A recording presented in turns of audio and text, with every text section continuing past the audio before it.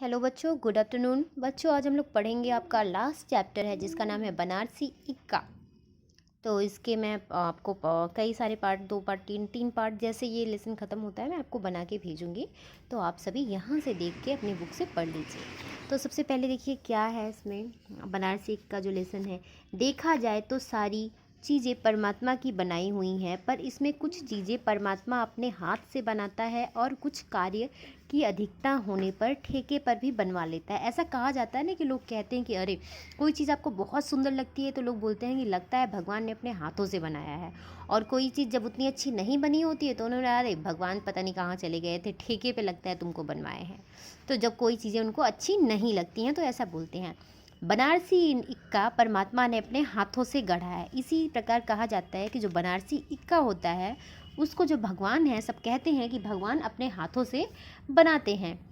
एक बात और है, विधना का कुछ विकट विधान है। जिस शब्द से के आगे बनारसी शब्द लग जाए उसके जोड़ की अथवा उसके होड़ करने वाली अन्य वस्तु इस संसार में तो क्या स्वर्ग नरक में भी मिलनी कठिन है। लोग ऐसे बोलते हैं कि विधना का कुछ विकट विधान है। मतलब जो विधना मतलब भगवान का भी एक अलग ही विधान है, एक अलग ही ऐसा बताया गया है कि लोग अलग ही तरीके से सोचते हैं कि अगर किसी भी चीज़ के सामने बनारसी लग जाए तो संसार में ऐसा माना जाता है कि उसके आगे और कोई चीज़ नहीं है। बनारसी मतलब सब इसको लेना चाहते हैं, अरे बनारसी साड़ी है, अरे बनारसी ये है, बनारसी पान है, तो उसके जैसे और कोई चीज़ें मानी ही नहीं जाती हैं।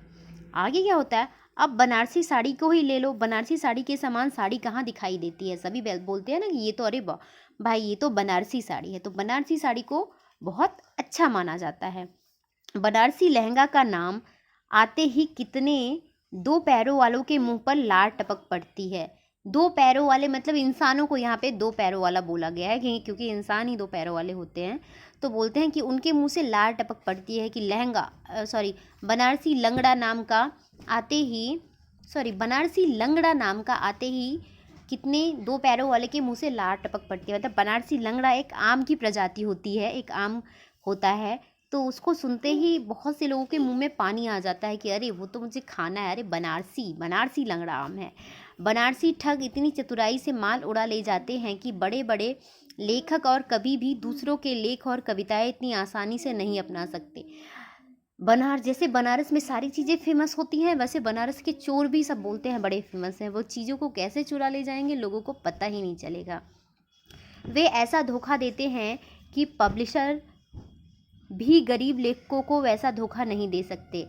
कहाँ तक हम गिनने का कष्ट उठाएं और पाठकों के कोमल मल के कुलबुलाहट पैदा करके बौखलाहट पर पैदा करने का अर्थ आयोजन करें। अब वो बता रहे हैं कि बनारसी चीज़ें इतनी ज़्यादा फेमस हो गई हैं, इतना उनको अच्छा माना जाता है कि मैं कहाँ से कहाँ तक मतलब चीज़ों को बताऊं, कहाँ से मतलब कितनी बड़ाई करूं उसके बारे में और कितना मैं आप लोग को एग्जाम्पल समझाऊं बनारसी चीज़ों के बारे में।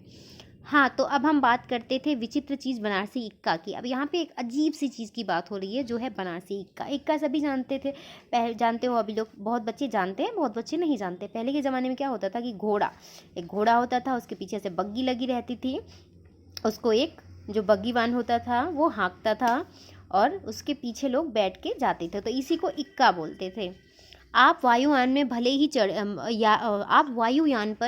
चढ़े हों, हाथी पर भले ही चढ़े हों, लोह पथ गामिनी पर चढ़े हों, पर गधे पर चढ़े हों, पर यदि बनारसी इक्के पर सवार नहीं हुए हो तो भारतवर्ष में आपका जन्म लेना बेकार हो गया, समझो।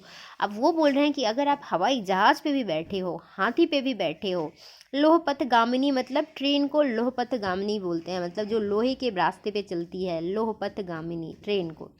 तो अगर आप ट्रेन पे भी चढ़े हो, गधे पर भी चढ़े हो, और अगर आप बनारसी इक्के पे नहीं चढ़े हो तो आपका भारतवर्ष में जन्म लेना बेकार है। मतलब ये बनारसी इक्का इतना ज़्यादा फेमस है। इससे अच्छा होता कि आप मंगोलिया की मरुभूमि या तास्मानिया के टापू पर जन्म लेते। अब उन्होंने वो बता रहे हैं लेखक कि अगर आप बनारसी इक्के पे नहीं चढ़े हो तो आपको मंगोलिया की मरुभूमि मतलब जहाँ सूखा पूरा होता है वहाँ पे आपको रहना चाहिए था, यहाँ पे या तो तस्मानिया के टापू पर जन्म लेते।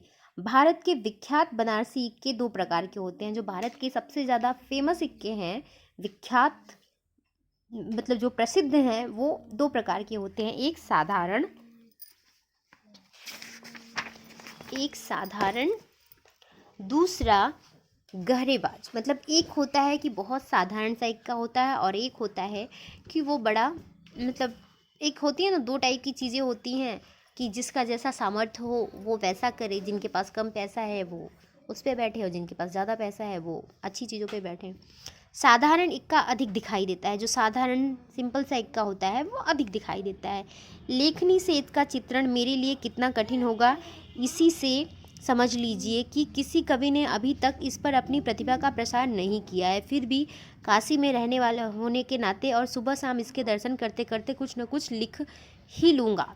अब वो बोल रहे हैं कि बनारसी इक्के के बारे में अभी तक किसी भी लेखक ने नहीं लिखा है, कुछ भी नहीं लिखा है, लेकिन मैं लिखना चाहता हूँ क्योंकि मैं बनारस में रहता हूँ, सुबह शाम मैं वही चीज़ देख रहा हूँ। तो अब सोचिए कि मैं उसके मतलब उसके बारे में कैसे लिखूँ, तो ये मेरे लिए बड़ा मुश्किल हो जाएगा। तो ये हो गया इसका फर्स्ट पार्ट। सेकंड वीडियो में मैं आपको भेजूँगी, तो आप लोग पढ़ते रहिए इसको।